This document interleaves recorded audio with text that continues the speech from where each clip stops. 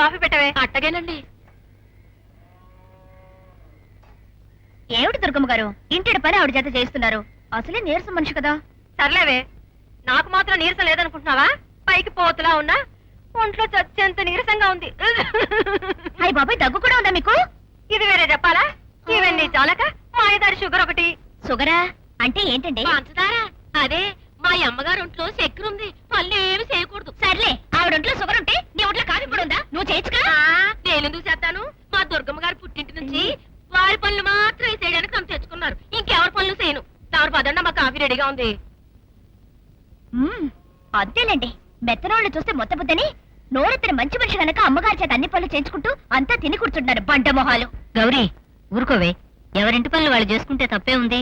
అలాగని లంక తింటికి లక్షల ఆస్తికి యజమానులైన మీరిద్దరూ ఇలా పనులు చేయడం మనసున్న ఏ మనిషి సహించరమ్మా. మీరు తప్పకుండా నేను చేస్తాను. వద్దులేవే. తప్పకుండా. అబ్బబ్బబ్బా. రండి.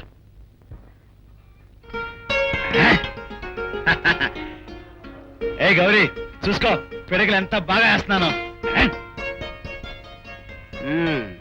పని బాగా చేస్తున్నావా? నువ్వు బాగా మెక్కుతున్నావుగా, మెక్కు.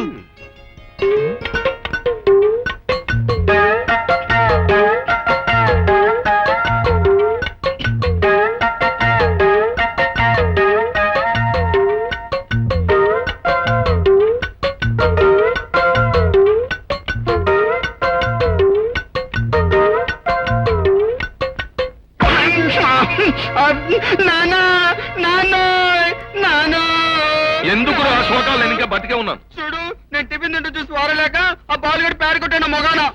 లేదు బాబాయ్, గోడకేసి పిడకలు కొడుతుంటే అందులో ఒకటి గురి తప్పి వెళ్ళి మొహం తగిలింది. గురి తప్పడం కాదురా, నువ్వు క్రమశిక్షణ తప్పుతున్నావు. బాబాయ్, పొరపడైపోయింది. ఒక్క పొరపాటు కూడా నువ్వు చేయకుండా పెంచవలసిన బాధ్యత నాది. సరే, ముందు ఆ పేడ పని ఆపి హాల్లోకి వెళ్ళి బూతులు దులుపు. ఈలోగా నా పని పూర్తి చేసుకొచ్చి నీ పని పడతాను. మరి పేడ ఏం చేయమంటావు? రుచూడు బాగుంటే నాకే, లేకపోతే నీళ్లతో కడిగి. అలాగే. రేపు బాలరాజ్ 25వ పుట్టినరోజు కనుక ఇంతకాలం పవర్ ఆఫ్ అటార్నీగా వ్యవహరిస్తున్న మీ నుంచి సర్వ అధికారాలు హక్కులు అతనికే చెందేటట్లు డాక్యుమెంట్స్ తీసుకొచ్చాం. ఇవ్వనండి. చాలా సంతోషం. ఎన్నాళ్ళు మా అన్నయ్య గారికి ఇచ్చిన మాట కోసం ఆస్తి పాస్తులను 1000 కళ్ళతో చూశాను. ఈ బరువు బాధ్యతల్ని బాలుగాడికి అప్పచెప్పి నేను కృష్ణారామ అనుకుంటాను.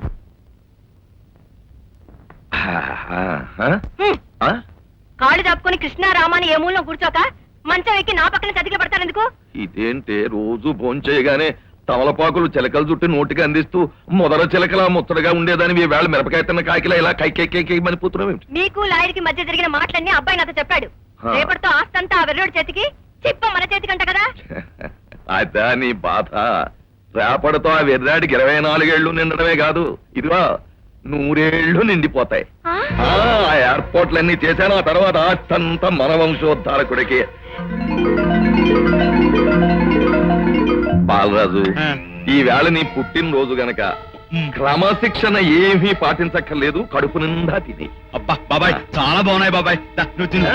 అక్కర్లేదు, నీ కోసం చేసినవి నువ్వే తినాలి. తీసుకో. నాకొద్దు, నువ్వు తిను బాబు. మందరా నువ్వే బాగా తిను, నాకు అదే కావాలి.